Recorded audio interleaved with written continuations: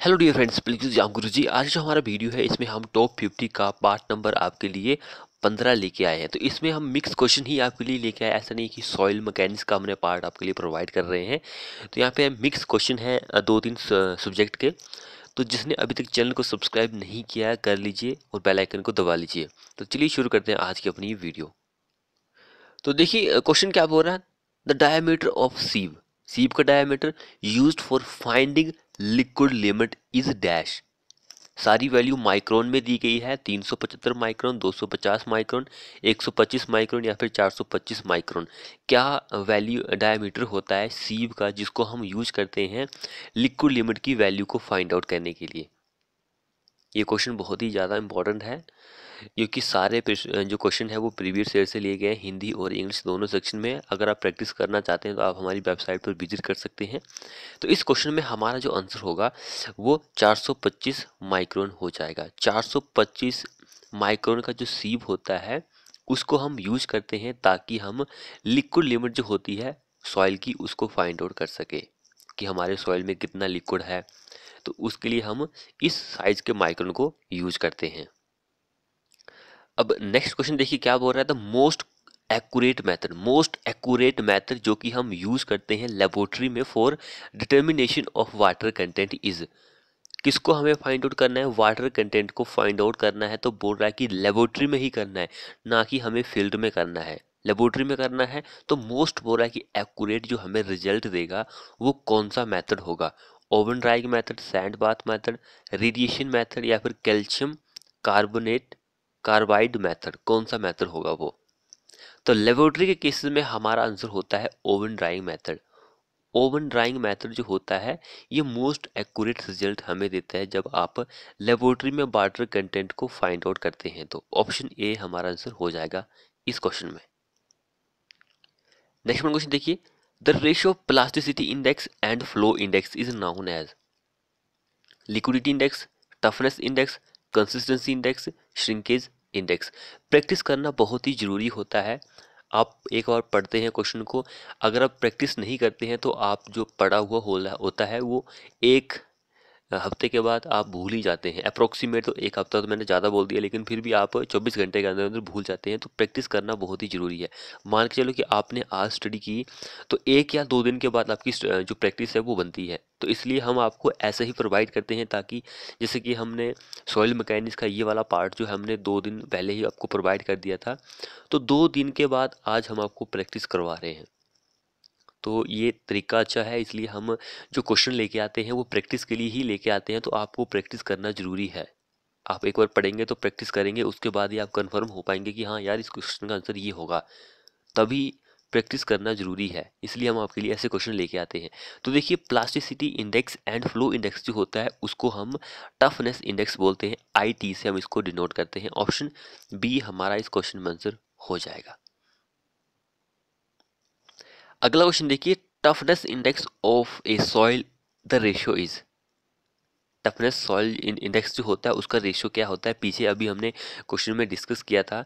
मैंने आपको वहाँ पे डेफिनेशन पूरी दी हुई थी, नीचे जो है किसकी डेफिनेशन है ये बताया हुआ था। तो मैंने आपको बताया था पीछे क्वेश्चन में plasticity index and flow index का जो रेशियो होता है उसको हम टफनेस इंडेक्स बोलते हैं। IT से हम डिनोट कर सकते हैं। अगला क्वेश्चन देखिए। The water content at which soil change from liquid state to plastic state. एक ऐसा वाटर कंटेंट जिस पर हमारा सॉइल जो है वो चेंज हो रहा है लिक्विड स्टेट से प्लास्टिक स्टेट में, उसको हम क्या बोलते हैं। Consistency limit, plastic limit, liquid limit, shrinkage limit, क्या हम उसको बोलते हैं। हमारा सॉइल जो है लिक्विड स्टेट से वो प्लास्टिक स्टेट में जा रहा है तो उसको हम क्या बोलते हैं, उसको हम बोलेंगे लिक्विड लिमिट। लिक्विड लिमिट हमारा इस क्वेश्चन में आंसर हो जाएगा। अब अगला क्वेश्चन देखिए। Identify the consistency limit corresponding to smallest water content at which soil is in still liquid state. हमें आइडेंटिफाई करना है कि कंसिस्टेंसी लिमिट है जो कि कॉरस्पॉन्डिंग है स्मॉलेस्ट वाटर कंटेंट से एट विच, जहाँ पर हमारा सोइल जो है वो स्टिल कहाँ कहाँ पर है, लिक्विड स्टेट में ही है। उसको हम पीछे मैंने आपको बताया था लिक्विड लिमिट ही हमारा आंसर होता है। ये क्वेश्चन जो है पीछे वाले क्वेश्चन से सेम है, लेकिन देखिए क्वेश्चन पूछने का थोड़ा जो इन्होंने वे है वो थोड़ा सा चेंज कर दिया है। पीछे क्वेश्चन कितना ईजी था, यहाँ पर थोड़ा सा टफ लेवल का क्वेश्चन बना दिया है। ये ए लेवल का क्वेश्चन है, क्योंकि टफ लेवल के क्वेश्चन जो होते हैं वो ए में ही आते हैं। वैसे HPJE में भी टफ लेवल के ही क्वेश्चन आते हैं। जो HPJE से होगा उनको पता ही होगा कि क्वेश्चन जो होते हैं वो ए लेवल का पेपर आपको थोड़ा बहुत देखने को, सारा तो नहीं लेकिन थोड़ा बहुत, अप्रोक्सीमेट 30% आपको ए लेवल से देखने को मिलता है। तो अगर कोई HP से है तो वो कमेंट कर सकता है कि कितना टफ लेवल का क्वेश्चन आता है। अगर वो प्रैक्टिस करना चाहता है तो हमने HPJE के क्रैश कोर्स इनके थोड़े बहुत प्रोवाइड करके रखे हुए, प्रीवियस ईयर के क्वेश्चन भी सॉल्व करके रखे हुए हैं, तो आप उनको वीडियो को देख सकते हैं। देखिए नेक्स्ट वन क्वेश्चन क्या बोल रहा है, which of the following method is use to find the specific gravity of soil in laboratory. Laboratory में हमें क्या फाइंड आउट करना है, स्पेसिफिक ग्रेविटी जो है वो हम फाइंड आउट करेंगे तो किस मेथड से करेंगे, pycnometer method, hydrometer analysis, radiation method, sand bath method, कौन सा मेथड होता है। इन केस स्पेसिफिक ग्रेविटी होगी तो हमारा आंसर पाइक्रोमीटर होता है। अगर स्पेसिफिक ग्रेविटी के साथ वाटर कंटेंट भी होता तब भी हमारा आंसर ये होना था, ऑप्शन ए, इसको उस केस में भी आंसर यही होता है। अब अगला देखिए, the value of toughness index most of soil lies between. Toughness index की डेफिनेशन तो मैंने 2 बार हम डिस्कस कर चुके हैं इसी वीडियो में कि ये plasticity index and flow index का रेशियो होता है। लेकिन अब बोल रहा है कि यहाँ पे जो मोस्ट ऑफ सॉइल जो होते हैं, मोस्ट ऑफ अधिकतर जो सॉइल होते हैं, बोल रहा है कि उसकी टफनेस वैल्यू कितनी होती है। 0 से 3 होती है, 1 से 3.5, 0 से 35 या फिर 1 से 3, कितनी वैल्यू होती है। तो मोस्ट ऑफ यानी कि अधिकतर सॉइल जो होते हैं उनके लिए 0 से 3 ही टफनेस की वैल्यू होती है। ऑप्शन ए हमारा आंसर हो जाएगा। तो जिसने चैनल को सब्सक्राइब नहीं किया है कर लीजिए और बेल आइकन को दबा लीजिए। अब अगला देखिए, at shrinkage limit the degree of saturation in percentage of soil is. तो जैसे कि मैंने आपको पीछे बताया था कि हम आपको प्रैक्टिस के लिए ही दो दिनों के बाद ही क्वेश्चन लेके आते हैं, और मिक्स क्वेश्चन इसलिए होते हैं थोड़े बहुत कि ताकि जो आपने पीछे पढ़ा है वो आप भूल ना जाए। अगर आप इसको पढ़ रहे हैं तो पीछे वाला हो सकता है कि थोड़ा थोड़ा आपके माइंड से स्लिप होता रहेगा। तो इसलिए हम क्या करते हैं कि जो पीछे वाला भी हमने आपको पढ़ाया हुआ है उनको भी 10-10 क्वेश्चन लेके आते हैं। जैसे कि इस वीडियो में ज़्यादा तो हमने लिए नहीं है, 3-4 सब्जेक्ट ही है। फ्लूइड मैकेनिक्स है, हाइड्रोलिक्स है एंड सॉइल मैकेनिक्स है, ये 3 ही सब्जेक्ट हमने यहाँ पे लिए हैं। तो वो हम इसलिए लेके आते हैं ताकि आप वो भी ना भूलें। अगर आप उसकी भी प्रैक्टिस करते रहेंगे तो हो सकता है कि आप थोड़े बहुत श्योर हो जाएं कि हाँ यार मैंने ये पढ़ा है तो इसका आंसर ये है, तो मेरा ये करेक्ट आंसर हो गया है, तो 1 नंबर तो पक्का हो गया भाई। तो इस तरह से पढ़ना जरूरी है, प्रैक्टिस करना भी जरूरी है। अब देखिए क्वेश्चन बोल रहा है कि श्रिंकेज लिमिट जो है उसमें डिग्री ऑफ सैचुरेशन जो है, परसेंटेज ऑफ सॉइल जो होता है वो कितना होता है। तो सॉइल का जो परसेंटेज रहता है वो 100 के बराबर ही होता है, 100 के बराबर होता है। ऑप्शन बी हमारा इस क्वेश्चन में आंसर हो जाएगा। अब नेक्स्ट क्वेश्चन देखिए, the clay mineral responsible for किसके लिए swelling property in black cotton soil is. अब देखिए यहाँ पर क्वेश्चन से ही आपका एक आंसर भी निकल के आता है।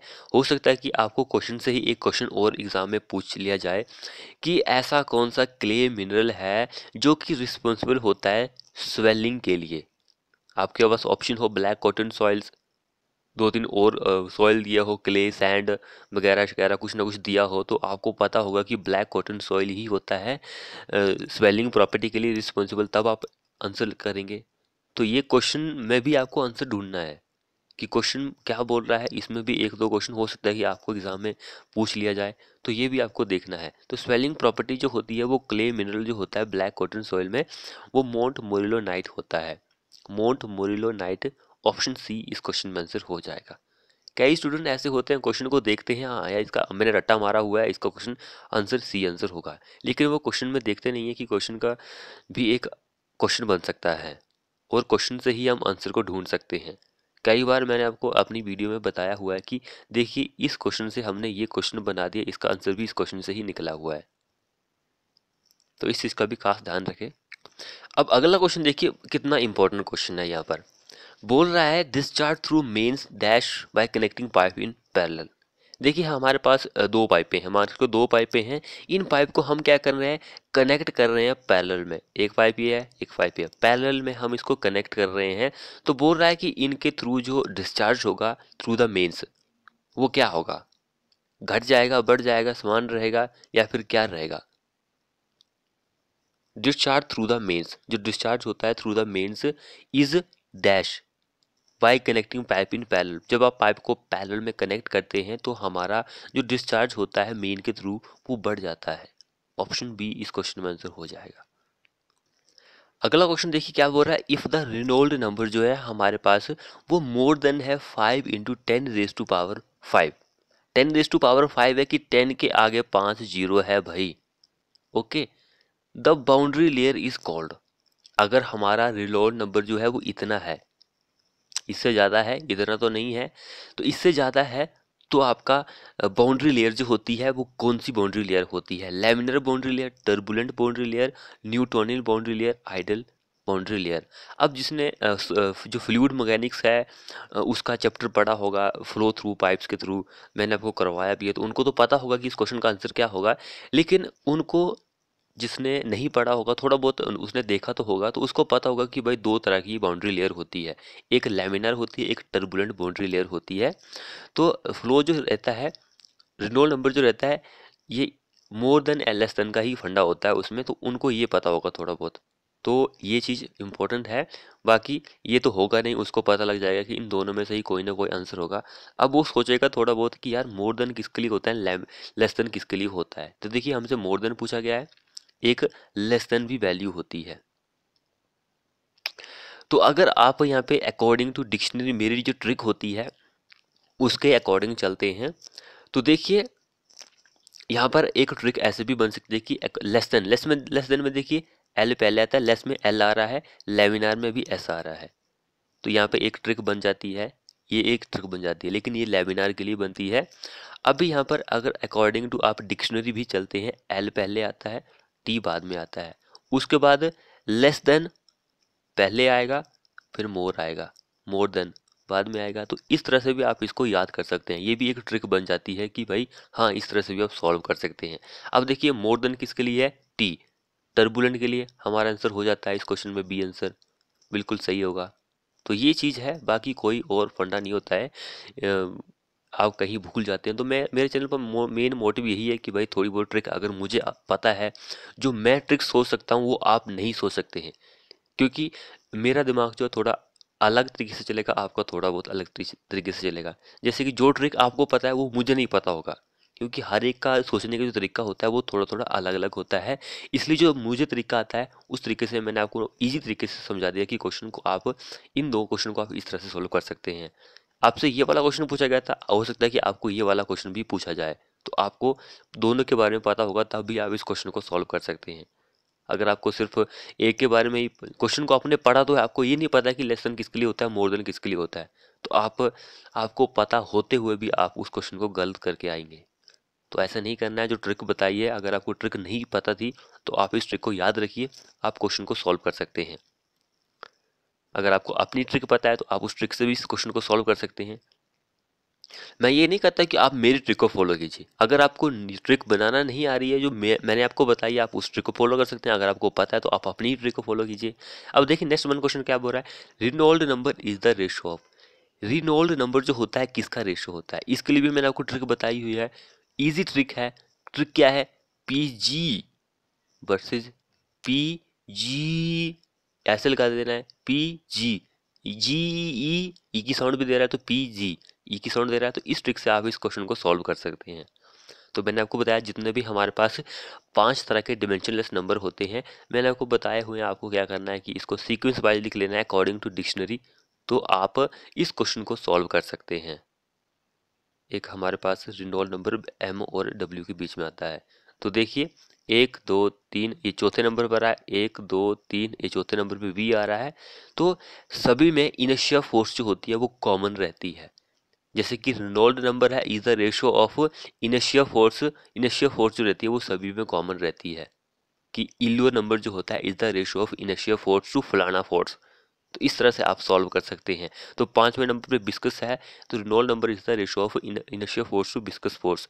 ये जिसको नहीं पता है मैं उसके लिए बता रहा हूँ ये, कि उनको पता लग जाए। हो सकता है कि वो पहली बार हमारे चैनल पर विजिट कर रहे हो तो उनको ना पता हो हमारी ट्रिक क्या है, तो इसलिए मैंने आप यहाँ पे इस क्वेश्चन में इस वीडियो में भी शेयर कर दिया आपको वो ट्रिक, तो हमारा बी आंसर हो जाएगा।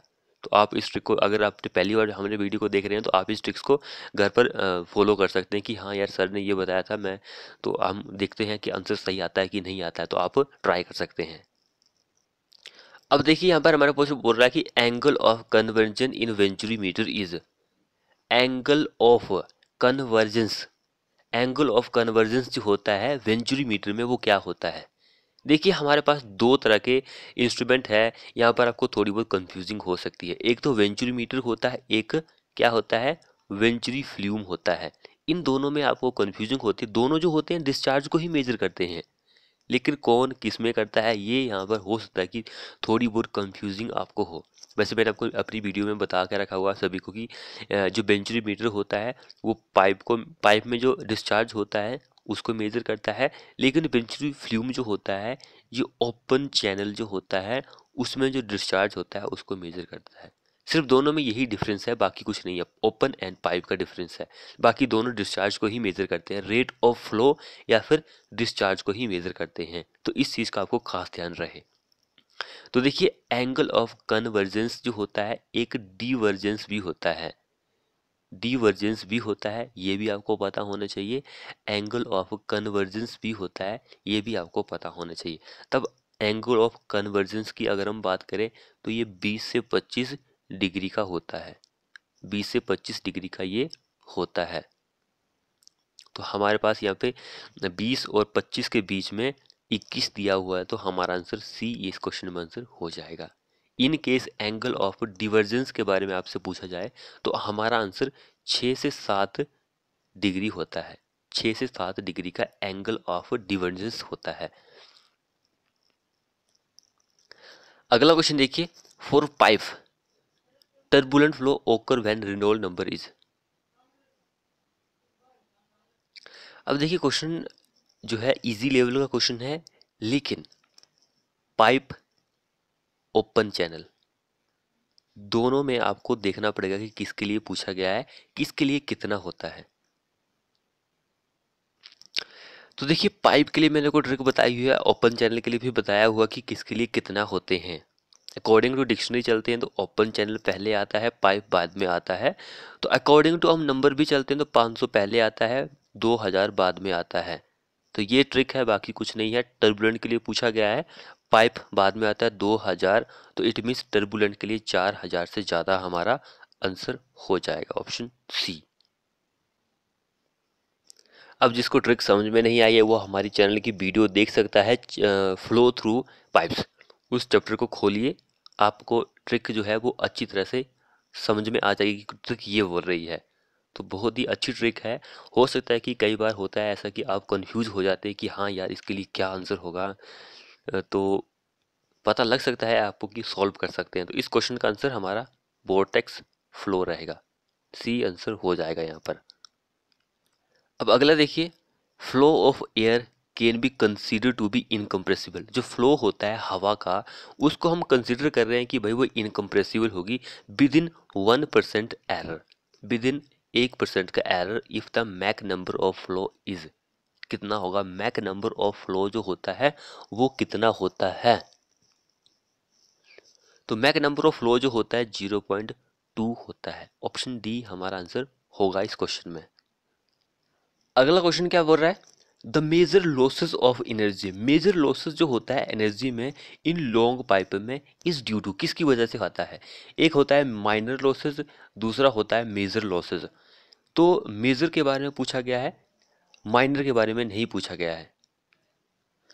तो मेजर लॉसेस की अगर हम बात करें तो ये फ्रिक्शन की वजह से, जो पाइप में फ्रिक्शन होता है उसकी वजह से मेजर लॉसेस आपको देखने को मिलता है। अगर हम माइनर लॉसेस की बात करें तो सडन कॉन्ट्रैक्शन, या फिर मैंने आपको एक क्वेश्चन पॉइंट और बताया हुआ माइनर लॉसेस के लिए, आप हमारी फ्लूइड मैकेनिक्स की वीडियो देख सकते हैं, उसमें मैंने आपको एक्सप्लेन किया है कि हाँ भाई माइनर लॉसेस इस कारण से भी आ सकता है, तो उसको जाकर आप देख सकते हैं। तो ऑप्शन डी हमारा आंसर यहाँ पर हो जाएगा। अब अगला देखिए, minor losses in pipe flow are. तो देखिए माइनर लॉसेस जो होता है दो कारण से आ सकता है, सडन कॉन्ट्रैक्शन से या फिर local disturbance from pipe fitting. दो तीन पॉइंट्स और बताए हैं मैंने अपनी वीडियो में, आप जाकर देख सकते हैं माइनर लॉसेस के बारे में। तो जो लोकल डिस्टर्बेंस होती है पाइप जो फिट की होती है उसकी वजह से माइनर लॉसेस भी आ सकता है। नेक्स्ट में देखिए क्या बोल रहा है, the hydraulic grade line for flow in a pipe of constant interval is dash. क्या होता है ऑलवेज, क्या होता है, कौन साइड होता है, एबव होती है या फिर स्लोपिंग डाउन होती है, क्या होती है। हाइड्रोलिक ग्रिड लाइन जो होती है फ्लो के लिए in a pipe of constant interval diameter, interval diameter के लिए, तो always sloping down in the direction of flow, हमेशा ढलान प्रवाह की दिशा में होता है। जिस तरफ हमारा स्लोप होगा उसी तरफ होता है हमारा जो फ्लो होता है। ऑप्शन सी इस क्वेश्चन में आंसर हो जाएगा। देखिए वो क्वेश्चन क्या बोल रहा है, माइनर लॉसेस की वजह से, सडन कॉन्ट्रैक्शन की वजह से आता है, इज ड्यू टू, तो expansion of flow after sudden contraction, इसकी वजह से आपको देखने को मिलता है। बी हमारा आंसर यहाँ पर हो जाएगा। अब देखिए पीछे हम इस क्वेश्चन को डिस्कस कर चुके हैं सॉइल मैकेनिक्स में। The swelling nature of black cotton soil is primarily due to presence of, swelling nature जो होता है ब्लैक कॉटन सॉइल का, वो एक मिनरल होता है, क्ले मिनरल, जिसको हम बोलते हैं मोंट मोरिलोनाइट मिनरल। ऑप्शन ए हमारा इस क्वेश्चन में आंसर हो जाएगा। अगला क्वेश्चन क्या बोल रहा है, glacier deposit soil are known as, glacier deposit जो सॉइल होता है वो कौन सा होता है, alluvial soil, residual soil, aeolian soil, till. जो सॉइल होता है उसको हमने दो कैटेगरी में डिवाइड किया हुआ है हमारे साइंटिस्ट ने, एक होता है ट्रांसपोर्टेड सॉइल, एक होता है रेजिडुअल सॉइल। तो हमारा रेजिडुअल आंसर होगा नहीं। जो ट्रांसपोर्टेड होता है उसको भी तीन चार कैटेगरी में डिवाइड किया हुआ है। एक हमारे पास एलुवियल सॉइल होता है, एक एओलियन होता है, ग्लेशियर होता है, ग्रेविटेशनल ट्रांसपोर्टेड होता है। तो यहाँ पे ग्लेशियर के बारे में पूछा गया है, तो हमारा आंसर ग्लेशियर टिल होता है। ऑप्शन डी आंसर होगा एक, या फिर ग्लेशियर ड्रिफ्ट भी होता है, ग्लेशियर ड्रिफ्ट। एलुवियल और एओलिन, ये जो होते हैं एओलिन ये विंड के लिए एंड ये पानी के लिए। देखिए अगर आप हिंदी में देखते हैं तो देखिए हिंदी वाले जो हैं वो वायु, वही देखिए वायु से देखिए एयर विंड, तो ये आप देख सकते हैं कि पानी से ही रिलेट करेगा। यहाँ पर थोड़ी सी आपको कंफ्यूजिंग नहीं हो सकती कि देखिए जल, यहाँ पे दिया हुआ है जल, पानी से जो ट्रांसपोर्ट किया जाता है उसको हम एलुवियल सॉइल बोलते हैं। तो देखिए यहाँ पर भी ट्रिक आपको दी हुई सकती है, हिंदी में भी आप देख सकते हैं, जैसे कि यहाँ पर रेजिड्यूल है अब, यानी कि अवसित, आप ऐसा भी बोल सकते हैं कि यहाँ पर ट्रिक बन सकती है। अब अगला देखिए, लोम इज ए मिक्सचर ऑफ, लोम जो होता है किसका मिक्सचर होता है, तो लोम जो होता है तीन तरह के क्ले का मिनरल होता है, एक हमारे पास सैंड हो गया, सिल्ट हो गई, क्ले हो गई, इन तीनों का ये मिक्सचर होता है। लोम एक ही है, जैसे कि एक लोम है तो इसमें ये तीनों चीज़ें ही प्रेजेंट होगी, उसको लोम हम बोलते हैं। अब देखिए यहाँ पे बोला गया है कि lacustrine soil are transported by, lacustrine soil जो होता है वो एलुवियल सॉइल से ट्रांसपोर्ट किया जाता है, यानी कि पानी से ट्रांसपोर्ट किया जाता है। जो आपको जो लेक्स झील वगैरह होती है वहाँ पर आपको देखने को मिलता है। एक मैराइन भी होता है लेकिन आपको वो सी समुद्र के आसपास देखने को मिलता है, तो लेक के लकस्ट्राइन मिलता है। ऑप्शन सी आंसर हो जाएगा यहाँ पर। यहाँ पर भी लकस्ट्राइन के बारे में पूछा गया, लेक हमारा आंसर हो जाएगा। मैराइन जो होता है समुद्र के आसपास देखने को मिलता है, वैसे हम समुद्र के आसपास तो नहीं बोल सकते, जो सी वेड होते हैं वहाँ पर देखने को मिलता है, लेक बेड्स जो होते हैं वहाँ पर भी देखने को मिलता है लेक। तो लकस्टाइन से ही क्वेश्चन पूछा रहा है बार बार, ये भी लकस्टाइन से ही क्वेश्चन पूछा गया है, तो सी हमारा आंसर हो जाएगा यहाँ पर। अब देखिए क्वेश्चन क्या बोल रहा है कि specific gravity of soil, of soil कौन से सॉइल का, हेमेटाइट का, हेमाटाइट एक सॉइल है जिसकी स्पेसिफिक ग्रेविटी हमें बतानी है कि भाई कितनी होती है। तो जिसने अभी तक चैनल को सब्सक्राइब नहीं किया है कर लीजिए, बेल आइकन को दबा लीजिए। तो हेमाटाइट की अगर हम बात करें 5.0 से लेकर 5.30 होती है। डी इस क्वेश्चन में हमारा आंसर बन जाएगा। अब अगला देखिए, for beach of the following soil plasticity index is maximum. Plasticity index जो होता है किस सॉइल के लिए मैक्सिमम होता है? Clay, cobble, gravel, silt. Maximum की बात हो रही है। तो प्लास्टिसिटी जो होती है, अगर हम नील की बात करें या फिर जीरो की बात करें, वो सैंड में होती है या फिर ग्रेवल में भी हो सकती है, लेकिन मोस्ट हमारा आंसर सैंड ही होता है नील के लिए। लेकिन मैक्सिमम की बात करें तो वो हमारा क्ले आंसर होता है। ऑप्शन ए इस क्वेश्चन में आंसर हो जाएगा हमारा। अब अगला देखिए, which of the following bonding is responsible to combine the silica gibbsite sheet in kaolinite clay mineral. कौन सा बॉन्डिंग आप बॉन्ड यूज करते हैं जो कि रिस्पॉन्सिबल होता है ताकि वो कंबाइन करे सिलिका गिब्साइट शीट जो होती है इन कैओलिनाइट क्ले मिनरल से? तो वो हाइड्रोजन बॉन्ड जो होता है वही होता है, हाइड्रोजन बॉन्ड। अब अगला देखिए, in a centrifugal pump, centrifugal pump में a wheel which is provided with A series of backward curved blade या फिर बेन्स। क्या प्रोवाइड कर रहे हैं हम? क्या series of backward curved blade या फिर series of backward curved when provide कर रहे हैं। इज क्लासिफाइड एज, हम किस तरह से उसको क्लासिफाइड कर सकते हैं कि भाई वो इम्पलर है या फिर सक्शन पाइप है या फिर डिलीवरी पाइप है या फिर केजिंग है? इन चारों में से क्या है वो? तो वो इन चारों में से जो इम्पलर होती है वही होती है जिसको हम series of backward curved blade या फिर बेन में क्लासिफाइड कर सकते हैं। ए हमारा इस आंसर हो जाएगा। अगला क्वेश्चन देखिए, Kaplan turbine is a type of which of the following. Kaplan turbine जो होती है किस तरह की टरबाइन होती है? रिएक्शन टरबाइन होती है या फिर इनमें से कुछ नहीं होता है, या फिर प्रोपेलर टरबाइन या फिर Francis turbine? Kaplan turbine is कौन सी टरबाइन होती है? तो कपलान टरबाइन जो होती है ये रिएक्शन टरबाइन होती है, एक प्रतिक्रिया जो करती है, रिएक्शन करती है भाई ये। ऑप्शन हमारा आंसर ए हो जाएगा। अब अगला देखिए, which of the following is commonly used as a hand pump. Hand pump के लिए कॉमनली हम कौन सा यूज करते हैं? Reciprocating pump, submersible pump, rotary pump, axial flow pump. Hand pump आपने देखा हो जो हिली एरिया होते हैं ज़्यादातर आपको हैंड पंप वहाँ पर, या फिर जो पंजाब वाले एरिया है वहाँ पर भी देखने को मिलते हैं। वैसे कई स्टेट में ये ज़्यादातर देखने को मिलते हैं। तो जो हैंड पंप होते हैं वो कॉमनली यूज़ करते हैं हम किस तरह का पंप यूज़ करते हैं उसके लिए? तो उसके लिए हम रेसिप्रोकास्टिक पंप जो होता है उसको यूज़ करते हैं। रेसिप्रोकास्टिक पंप हम हैंड पंप के लिए यूज़ करेंगे।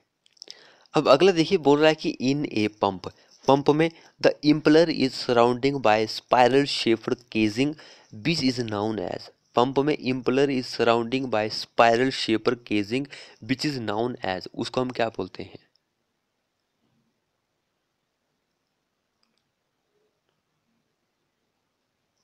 तो इम्पलर जो होता है उसके सराउंडिंग जो होता है चारों तरफ जो होता है एक स्पाइरल शेपर की केजिंग होती है जिसको हम बोलते हैं वोल्यूट कैम्बर। वोल्यूट कैम्बर हम उसको बोलते हैं, चैम्बर, सॉरी चैम्बर हम उसको बोलते हैं। बी हमारा आंसर यहाँ पर हो जाएगा।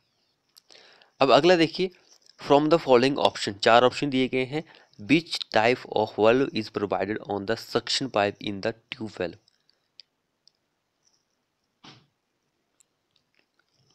तो ट्यूबवेल होता है उसमें आप एक बल्ब प्रोवाइड करते हैं, कहाँ पर? सक्शन पाइप पर। तो वो होता है रिफ्लेक्स बल्ब। रिफ्लेक्स बल्ब जो होता है उसको आप यूज करते हैं। अगला देखिए, in a free vortex velocity, free vortex जो होता है वेलोसिटी जो होती है उसमें क्या होती है? डिक्रीज होती है रेडियस के साथ, इंक्रीज होती है रेडियस के साथ, कांस्टेंट होती है, या फिर नन ऑफ द एबव? क्या आंसर होगा हमारा यहाँ पर? तो फ्री वोर्टेक्स में जो वेलोसिटी होती है वो कम होती है अगर हमारा रेडियस जो होता है उसके साथ। ऑप्शन ए आंसर हो जाएगा यहाँ पर।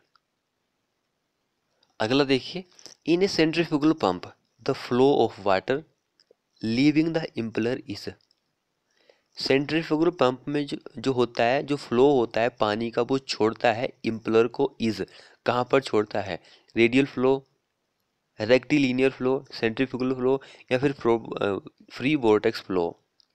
तो वो फ्री वोर्टेक्स फ्लो ही होता है। डी हमारा इस क्वेश्चन में आंसर हो जाएगा। अब यहाँ पे देखिए बोल रहा है कि Kaplan turbine is suitable for, Kaplan turbine जो होती है किसके लिए सूटेबल होती है, low head high discharge, high head low discharge, या फिर हाई हाई, या फिर लो लो, किसके लिए होती है। तो कपलान टरबाइन जो होती है उसमें लो हेड होता है लेकिन हाई डिस्चार्ज होता है। अगर आप इसका उल्टा करेंगे तो वो पेल्टन टरबाइन जो होती है उसके लिए होता है।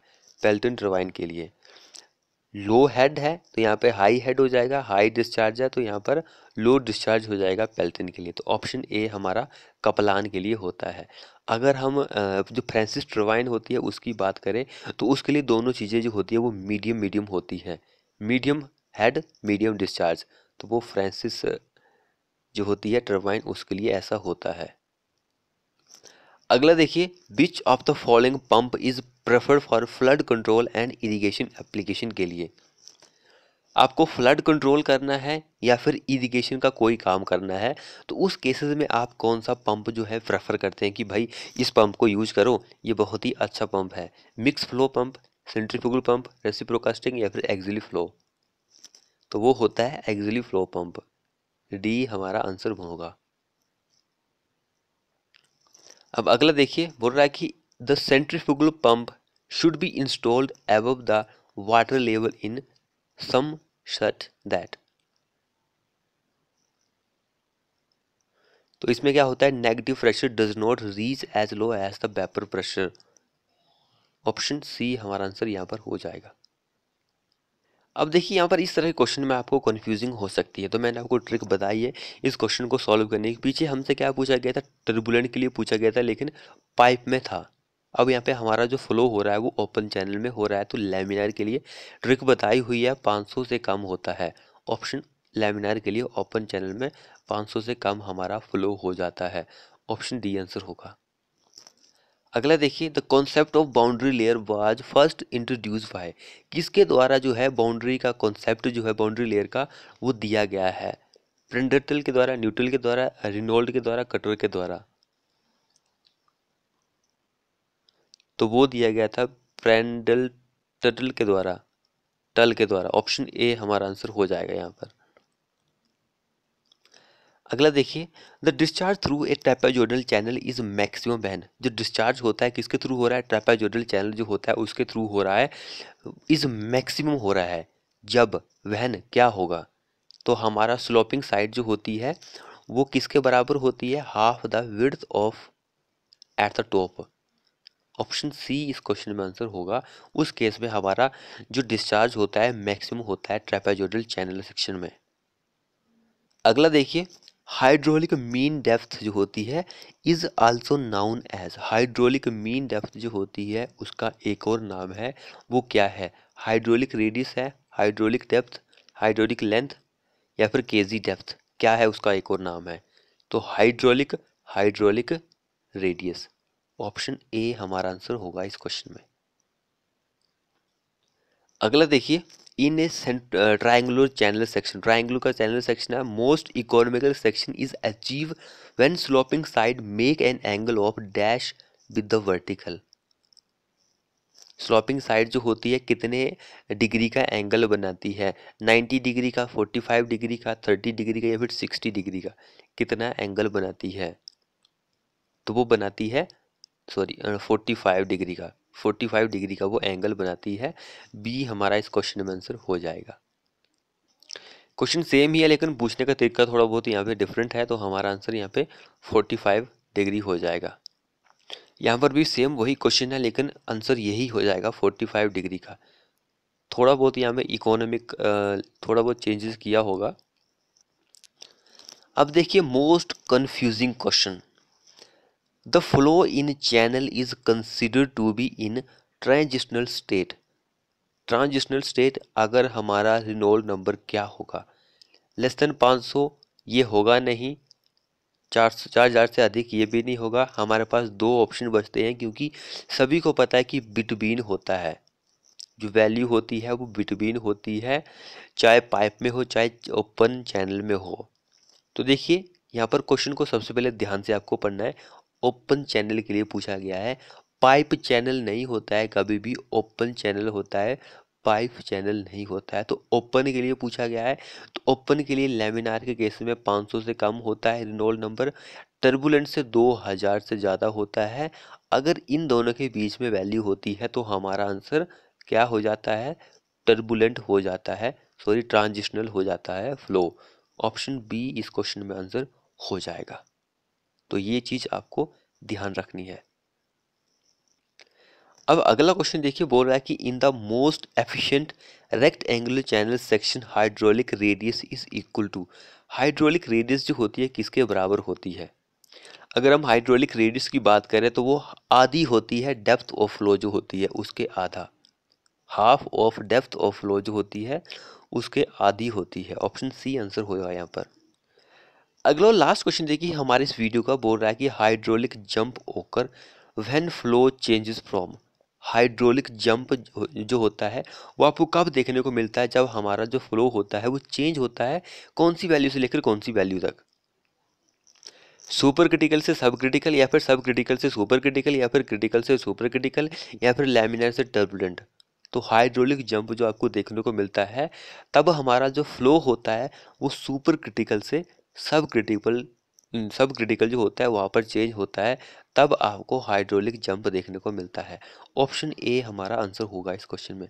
तो फ्रेंड्स ये थे हमारे टॉप 50 क्वेश्चन, मिक्स के पार्ट 15 हमने यहाँ पे डिस्कस किया है। अगर आपने बाकी के 14 पार्ट नहीं देखे हैं तो आप हमारी वीडियो प्लेलिस्ट में जा सकते हो, सारी वीडियो देख सकते हैं। मिलते हैं ऐसी ही नेक्स्ट वीडियो में।